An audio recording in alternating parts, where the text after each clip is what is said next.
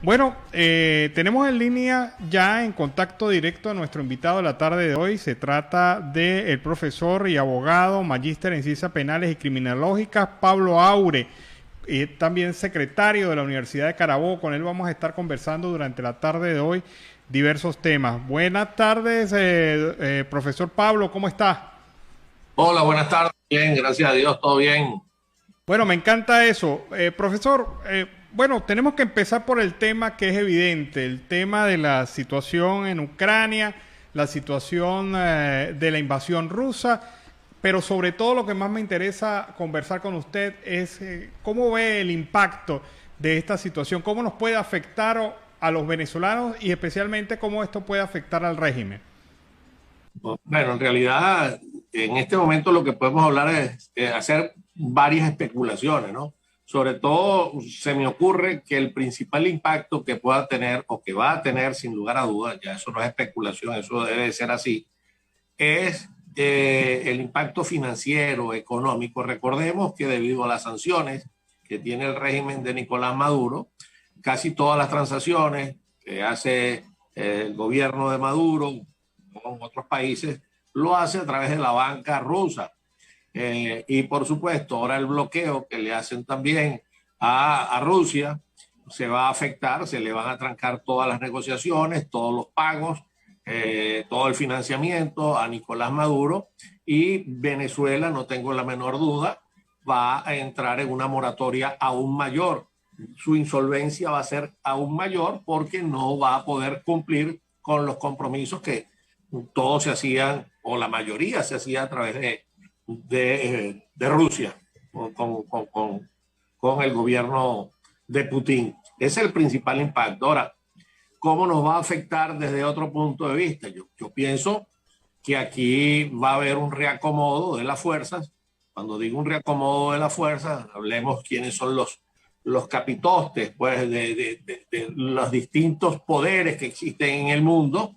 Vemos donde está Putin, que es uno de los líderes del comunismo, de esos gobiernos totalitarios, y vemos el gobierno de los Estados Unidos un poco tenue, pero sin embargo va a verse presionado a ser un poco más fuerte, a pesar de que esté Joe Biden en la presidencia.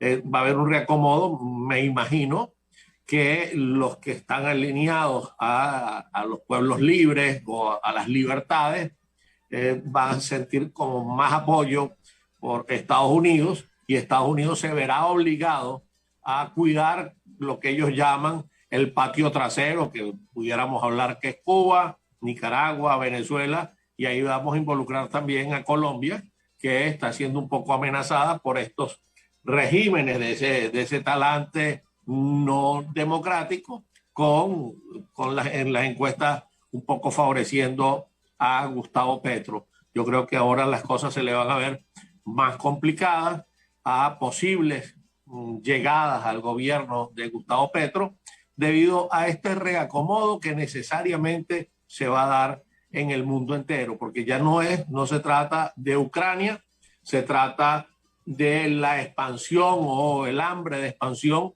que tiene el régimen de Putin. Entonces, ya pudiéramos decir que esta semana se cayó un mito del miedo a Putin, ya al habérsele parado de frente y no sucumbir ante las amenazas, el gobierno de Ucrania ya empieza a derrumbarse ese mito del temor a Putin, y creo que otro mito que se cayó, o mejor dicho, una institución que se enterró en Ucrania, pudiéramos decir que es la ONU.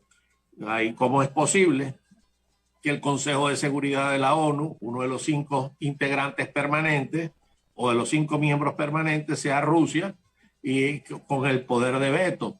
Y veamos que y entendamos que ese Consejo de Seguridad es el organismo que debe garantizar la paz en el mundo. Y vemos cuando uno de los integrantes de ese Consejo de Seguridad es precisamente el invasor en esta guerra contra Ucrania. Así lo veo.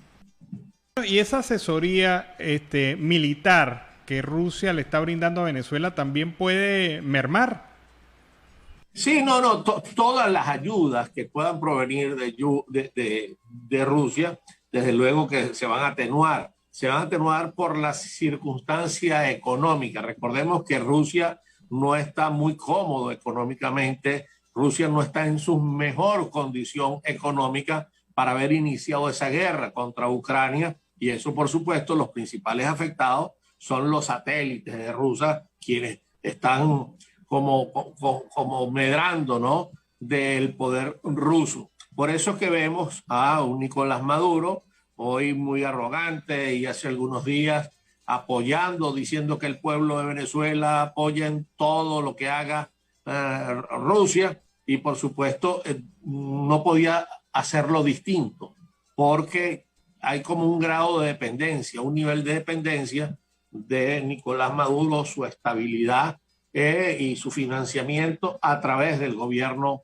ruso. Por eso sale desbocado a anunciar su apoyo, cosa que no vimos, por ejemplo, con Argentina, donde no aprobó esa invasión, pero sin embargo ya Estados Unidos debe estar visualizando todo lo que está ocurriendo y ya puede peligrar a un poco, peligrar no, debe ver con mejores ojos lo que está ocurriendo por esta parte del hemisferio, y recordemos que para la estabilidad inclusive de Estados Unidos es vital, de vital importancia, Venezuela y estos países que están por acá al norte de Sudamérica. Por eso yo pienso que va a haber un reacomodo de la fuerza, porque ya no se trataría de Rusia solamente, sino también el peligro que pueda representar en esta asociación macabra que es Rusia también con Irán. Recordemos que Irán también tiene sus manos metidas por estos países. Entonces, la cuestión, la geopolítica, el mundo militar empezó a cambiar desde esta semana hacia adelante. Usted dice algo que es muy cierto. Fíjese lo que ha pasado en estos días. Alemania abandona su clásica neutralidad frente a este tipo de conflictos. Los países del Báltico empiezan a manifestarse a favor de Ucrania abiertamente y con armas. Y otras naciones empiezan a aglomerarse como reactivándose. Pero fíjense algo importante en todo esto. La misma presión popular es la que ha hecho que los gobiernos sean más abiertos a acciones contundentes en relación a esta situación de Rusia y Ucrania. Sí, claro, por supuesto. Esto es un mensaje muy claro que el presidente ucraniano no solamente enarbola el nacionalismo, el patriotismo, sus raíces, sino también cumpliendo un mandato del pueblo ucraniano que él decidió, el pueblo ucraniano, no seguir bajo el yugo ni la bota del comunismo. Por eso es que eso es un mensaje muy claro, que los pueblos también pueden cambiar la dirección o lo tibio que puedan ser sus gobernantes en un momento determinado. Eso también es un mensaje para los militares, las Fuerzas Armadas de los distintos países, que le está diciendo, un momentico, los rusos no son tan diablos como parecían. Cuando digo no son tan diablos, no digo que no sean malvados, no digo que no sean diabólicos, pero no son tan poderosos como se solía temer, pues, o creer. Ya lo vimos, ya la resistencia ucraniana le ha dicho que no son tan fuertes así como en épocas anteriores. Fíjense ustedes esta semana como el presidente de Francia, Macron, cuando, a pesar de que de la rueda de prensa que dieron bastante separados, Putin y él, y Macron es una de las personas que conoce más ese mundo de ruso o las acciones de Putin. Sin embargo, después cuando queda solo, Macron dice que Putin está haciendo cosas que él pensaba que no iba a hacerlas, y eso lo hace pensar a Macron que está haciendo cosas fuera de la realidad. Es decir, como para no decirle que está demente o loco, le dijo que está desenfocado de la realidad. Pudiéramos compararlo con lo que ocurrió en su época con las intenciones y el desespero expansionista de Adolfo Hitler. Más o menos este es el Hitler del siglo XXI, Putin. Bueno, profesor, vamos a hablar de otro tema, un tema que usted conoce a la perfección y es el tema universitario en Venezuela. Usted ha sido uno de los baluartes para hacer un llamado contundente a que las universidades reabran sus puertas, cumplan con su función como lo es educar, a pesar de las circunstancias y a pesar de los problemas que está atravesando. Sin embargo, vemos cómo las universidades siguen siendo asfixiadas económicamente, vemos cómo el AMPA está haciendo de la suya. Acabamos de leer una nota de la Universidad de Oriente en donde desmantelaron nuevamente el núcleo en San Félix, en el estado Bolívar. Es decir, no la tiene fácil la universidad. ¿Cuál es su visión sobre este tema? Mira, esto no es nuevo, esto ya desde que Chávez llegó al poder, él se fijó. Acuérdate que todos estos gobiernos de talante comunista o totalitario, su principal misión es acabar con las instituciones. Lo primero que hizo Chávez fue acabar con la institución militar. La descompuso, la corrompió aún más de las cosas que pudo estar corrompido en su momento. Ha acabado con los sindicatos y por supuesto ha castigado severamente al sector universitario, buscando la anarquía en el sector universitario y en buena parte lo ha logrado. Ha desmejorado la condición salarial de todos los trabajadores, los estudiantes, las becas de un estudiante insignificante, le ha eliminado los HCM o los seguros de hospitalización, cirugía y maternidad a todos los trabajadores. Los sueldos son prácticamente, si se pueden llamar sueldos, porque el sueldo es la contraprestación por la realización de un trabajo, y aquí no se pueden llamar sueldos, en todo caso pudieran ser unos números reflejados en una nómina. Y bueno, y así las cosas, se ha producido mucha deserción, tanto de los alumnos como de los trabajadores, y vemos cómo muchos trabajadores universitarios no renuncian, muchos han renunciado, pero los que no renuncian no van a sus sitios de trabajo, pero sin embargo tienen que cubrir sus necesidades acudiendo a estos trabajos. Yo siempre he insistido que no basta de quejarnos, es decir, ya detectamos el problema, ya sabemos que para arreglar el problema universitario tenemos que salir de este sistema de oprobio, pero sin embargo tenemos que reinventar la universidad, tratar de convertirlas en centros de producción. ¿Y qué es lo que sabemos hacer nosotros? Podemos producir conocimiento y como contraprestación a ese conocimiento, por supuesto, obtener la remuneración. Lo que pasa es que también aquí hemos esperado que las respuestas, las soluciones, nos las mande quien precisamente es el que ha causado todo el desastre. Las soluciones tienen que venir de nosotros, no de quien ha asfixiado a la universidad. Nosotros perfectamente, con las pocas empresas que puedan existir en el país, con lo poco que pudiéramos tener algunas relaciones con algunos gobiernos locales, que hasta que lo ahorquen también el régimen, pudiéramos suscribir convenios de cooperación, no que nos regalen nada, no que nos donen nada, sino precisamente hacer lo que nosotros sabemos hacer y cobrar por lo que nosotros sabemos o por las acciones o las labores que nosotros hagamos. Lo que pasa es que eso, tenemos laboratorios, los laboratorios están hechos un desastre, pero si se logra ese tipo de convenio con industrias, con gobiernos, con particulares, yo creo, inclusive con instituciones internacionales, yo creo que podemos lograr muchísimo, muchísimo, claro. El principal foco que nosotros, cual no debemos dejar de apuntar, es cambiar a este régimen de oprobio, que es el que ha castigado a todos estos centros educativos, porque no solamente en la universidad, sino todos los centros de educación, porque no hay nada más peligroso para un dictador, para un tirano, que un pueblo educado. Y precisamente lo que intenta este régimen es cercenar la posibilidad de que la gente pueda educarse. Bueno, para finalizar, profesor, hay un hecho que es cierto. En Venezuela hasta este momento no se conoce el proyecto de presupuesto del año en curso, del año 2022. Y ninguna institución pública tiene claridad sobre el tema del manejo presupuestario.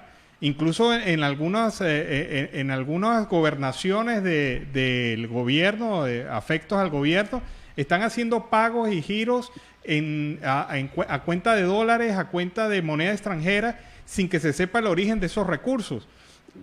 ¿Cómo lo visualiza usted? ¿Ese es el desmonte institucional definitivo? Pareciera que Venezuela se ha convertido en una gran bodega. No, sí, hace rato, te puedo decir algo. Nosotros el año 2008, no te estoy hablando del año pasado, del año 2008, ya hace 14 años, el presupuesto de la universidad, de las universidades, porque no es solo la Carabobo, sino las 5 autónomas y todas las experimentales, viene reconduciéndose. Es decir, una cosa es lo que fije o lo que presupuesta de acuerdo a la ley de universidades, el Consejo de Universidades, el Consejo Universitario de cada una de las universidades, y otra es la que se le asigna. El gobierno asigna lo que le da la gana y luego se ha venido manteniendo. Mira, por ejemplo, el presupuesto del año 2021 no llegó, que ya era bajo por la hiperinflación, sin embargo, no lo enviaron completo. No es que no lo enviaron completo, enviaron si acaso un 12% de lo que se presupuestó para los gastos del 2021 se presupuestó en el año 2020. Recuerda que el presupuesto se hace con un año de anticipación porque es el presupuesto, es lo que se supone que se necesita para gastar en la universidad, lo que es gasto de funcionamiento, partida 401, que es la nómina, el mantenimiento y todo esto. Esto es una gran caja negra, esto es una gran incertidumbre que, por ejemplo, hoy te manda un mail el gobierno, un mensaje, envíe la maqueta para la semana, o sea, ya para el miércoles del número de empleados, lo que deben pagar. Y te paga, porque ellos también secuestraron las nóminas.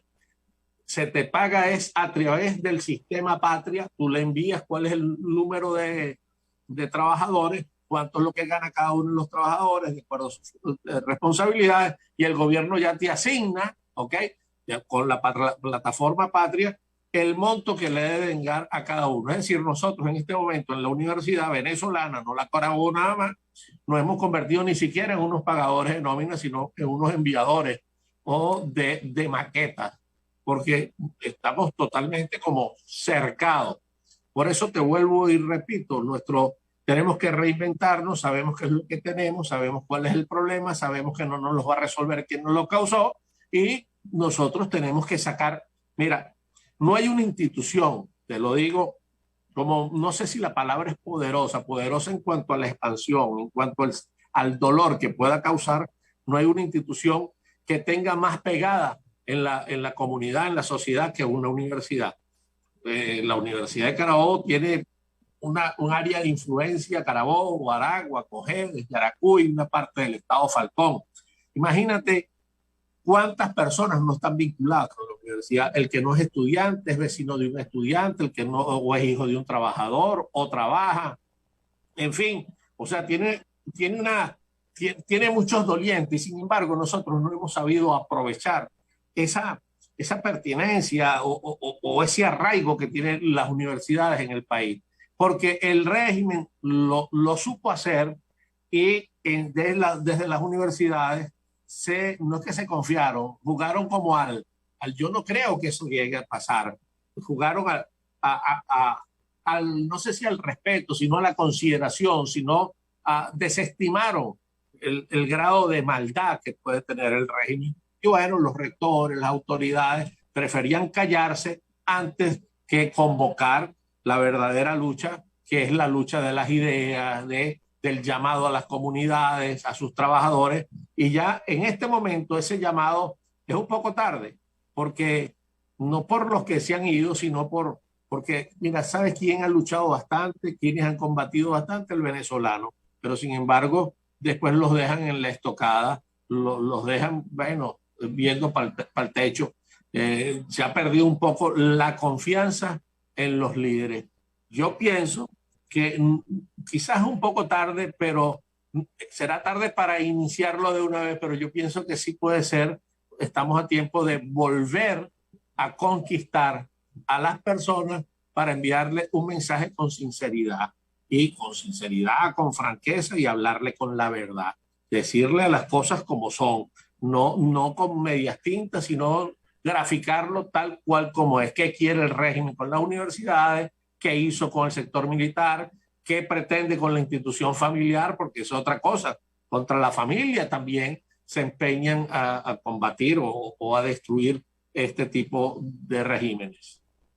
Muchas gracias, profesor. Profesor Pablo Aure, profesor universitario, abogado, magíster en ciencias penales y criminológicas y columnista de análisis jurídico y además secretario de la Universidad de Carabobo. Muchas gracias, profesor.